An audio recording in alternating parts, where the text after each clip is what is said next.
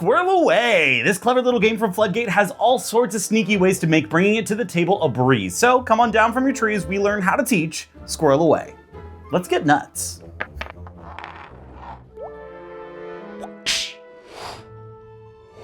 Huge thanks to Floodgate for sponsoring this one. Don't scurry away at the idea of memorizing everything in this video. I have a super convenient teacher's guide which sums up the whole thing. You can just save this little summary for the next time you play, so just enjoy the video and you can dig it up at the end. Now let's dive into pitching our players some sneaky squirrel shenanigans. If there's one thing that board gamers love, it's deluxe pieces. We're all secretly just little goblins who like shiny things, so one of the best ways to get everyone excited to play is to just spread out the glittering haul of acorns across the table. These things are so tactile and sparkly that you'll have people asking how the game works in no time. Bonus points if you have the version that you can buy exclusively from Floodgate Games, which includes this golden acorn. Couple this with the chunky wooden scoundrel tokens and the gorgeous art, and you've got a complete package to sway those who are looking for more of a spectacle at their game nights. Here's how it plays. Squirrel Away is a shockingly fun, semi-dexterity party game that has tons of ways to engage with its core gameplay. It's been cleverly designed to allow anyone to use its various mechanics in order to minimize the parts they're not so into and maximize the parts that they love. So, when pitching this as the next game y'all play at your board game night, keep in mind what kind of group you're sharing this one with as we talk about the ways you could adjust your pitch in order to sell anyone on absconding with some acorns. This is one of the first games that I know of to integrate actual sleight of hand. If you had fewer than your average number of friends in middle school, you may even have some magic skills of your own that you can use to showcase some of the fun tricks you can pull in order to sneak away with a few extra acorns. For those of you with friends who are enraptured by games like Tokyo Highway, Clask, Crokinole, heck, even Jenga, they're going to love the premise of using their hands in this new and novel way. If you're less sold on being physically sneaky and more sold on being mentally sneaky, you can be with the bluffing mechanics. We'll touch on the specifics of gameplay in a minute if you haven't read through the rules like you're supposed to before you watch my videos. But this game has some really fun bluffing elements that are surprisingly dynamic. In this game, you've got cards that dictate what you're supposed to take from the central pile, and the cool part is that you're allowed to lie not only about what's on your card like most bluffing games, but also about what you took. That means that when you're called out for lying just because you suck at lying like I do, there's still the coin toss of what you're lying about, being what's in your card or what's in your paws. Do you not like bluffing or dexterity games? That's okay. There are ways to play this game that rely on basically zero social and physical skills. Two skills many have said I lack. With a few simple tweaks to your strategy, you can turn it into more of a statistics game that relies on your memory skills. A skill I also lack. Why do you think I make the teacher's guides that sum up the videos? Those are for me. Regardless, what I'm getting at here is that this party game has a way for nearly anyone to enjoy it regardless of their skill level or preference. Want to get someone excited on nabbing some nuts? Here's a 30-second pitch you can use to convince anyone on giving Squirrel Away a shot.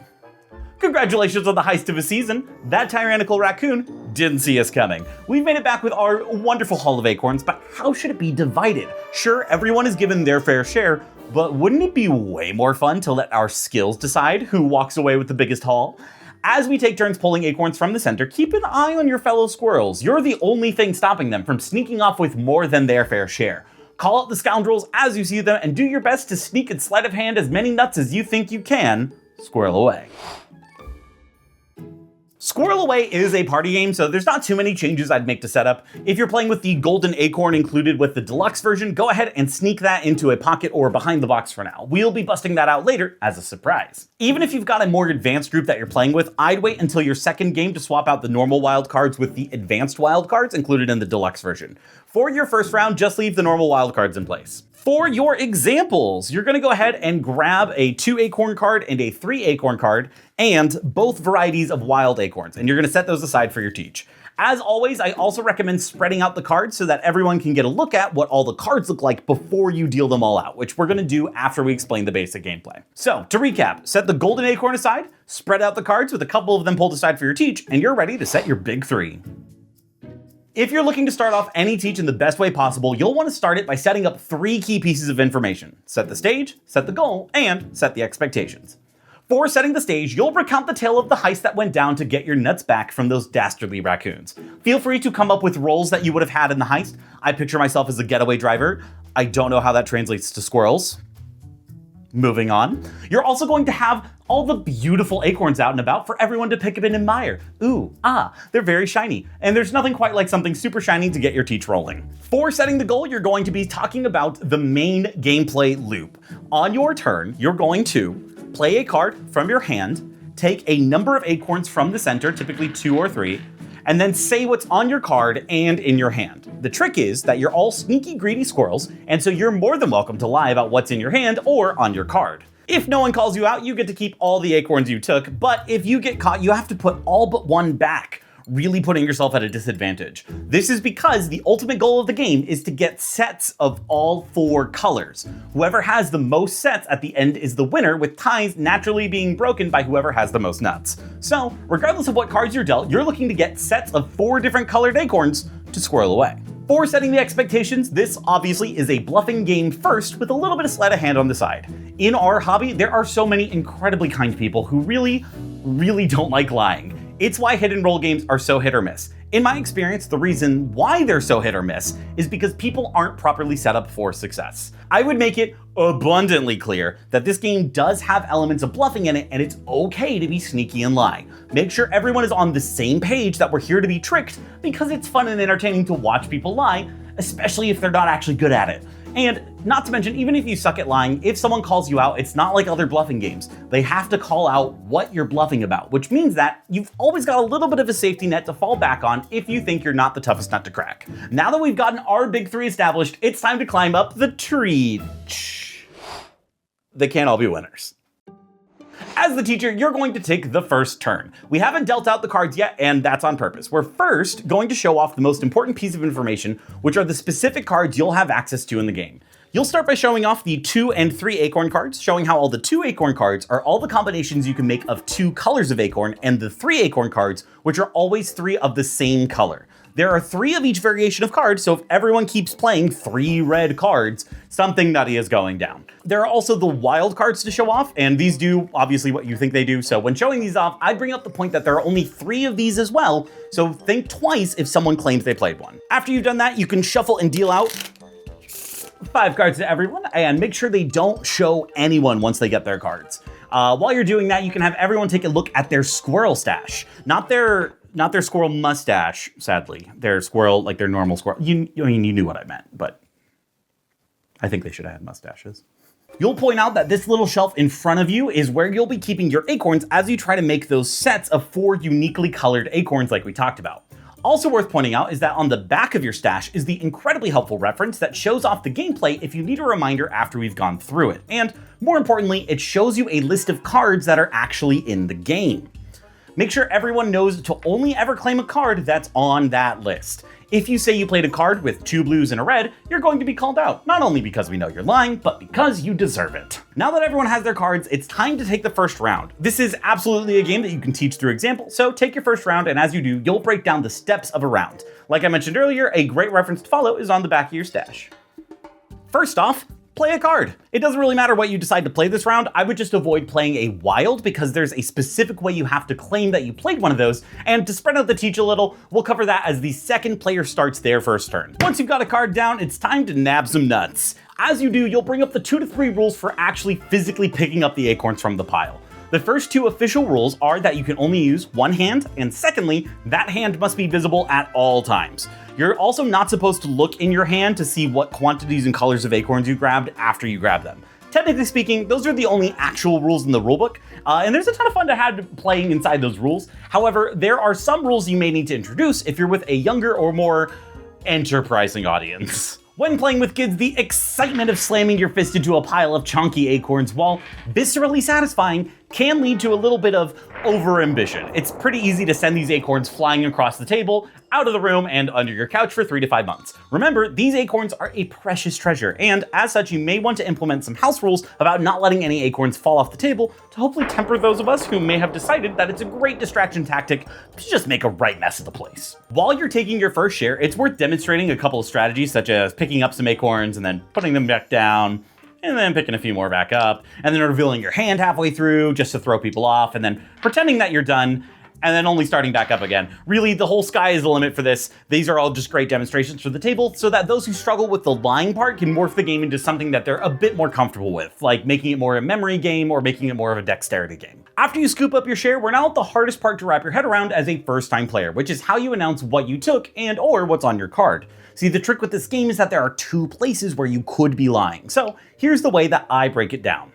Now that I've got some acorns in my hand after playing my card to the table, I will now say my share is ... In a perfect world, what I would say would be the same as on my card as is in my hand. However, there's the small chance that I might be stretching the truth about one of those two. See, when I say my share is 1 red, 1 blue, I could be saying exactly what's on my card and in my hand. However, I could also be lying about one of those.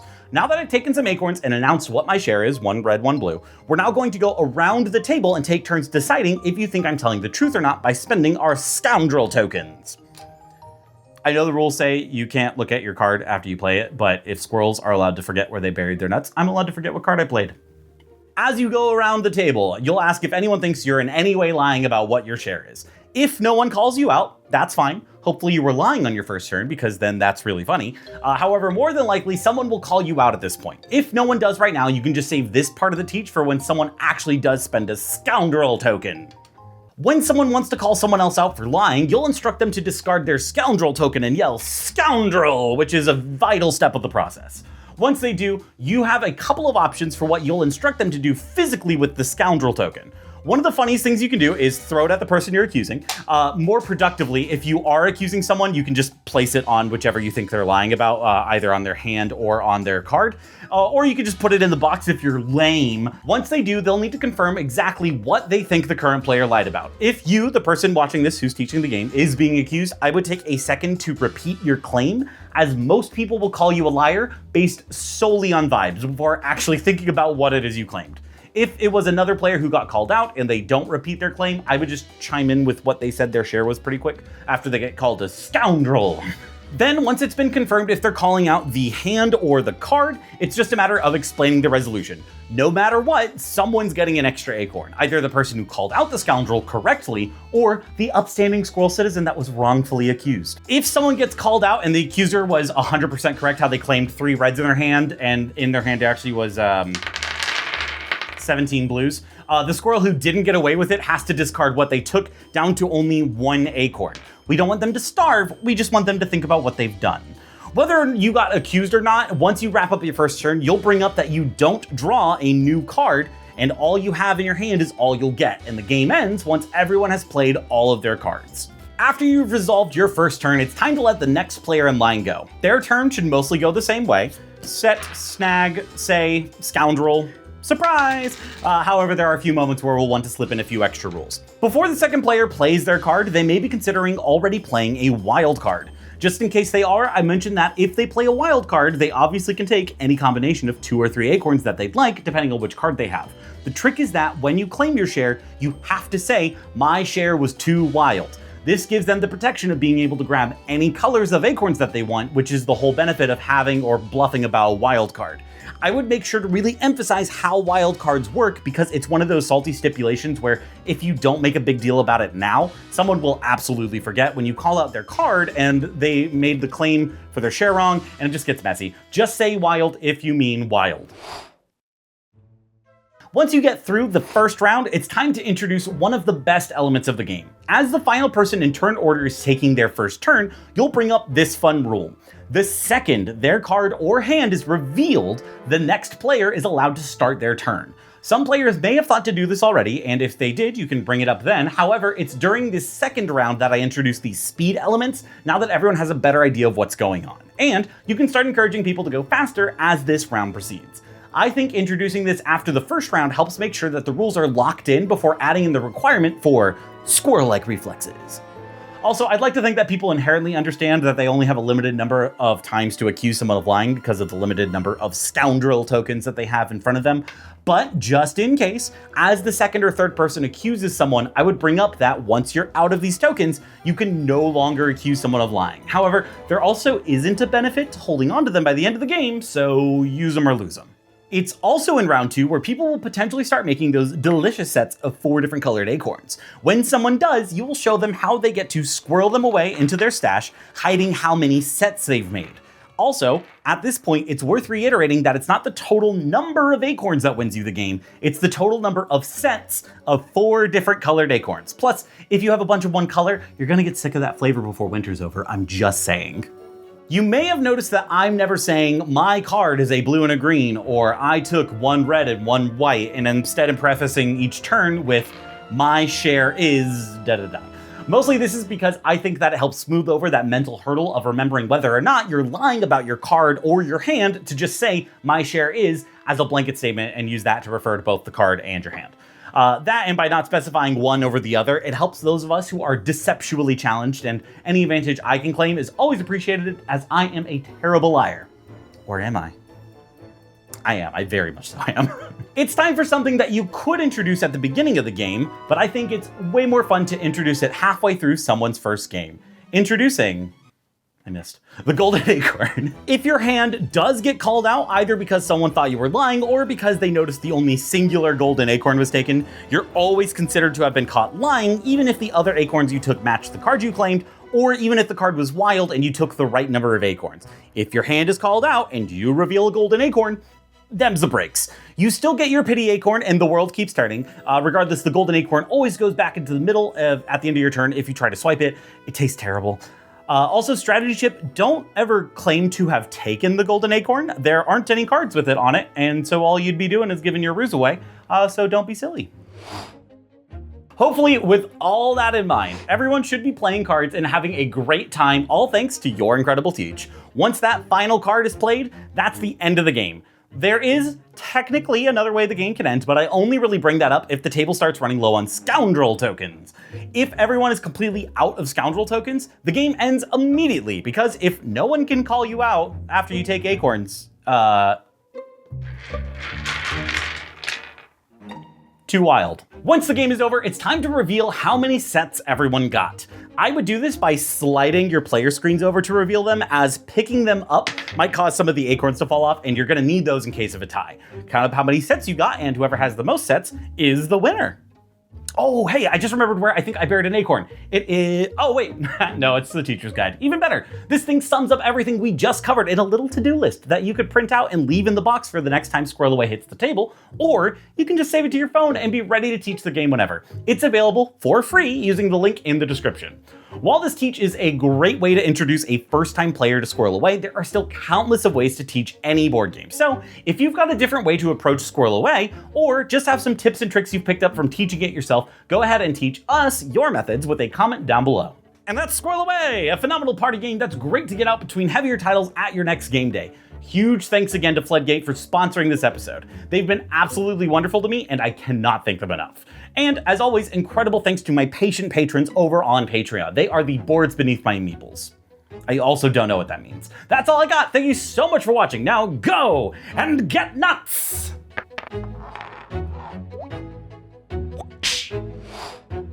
I need to pick a point where I fondle the acorns. I need to pick a point to fondle the nuts. And the cool part is that you're not allowed to lie, that you are allowed to. You're super allowed to lie. That's the point of the game. And you can have one green. Okay. And a blue as a treat. Okay.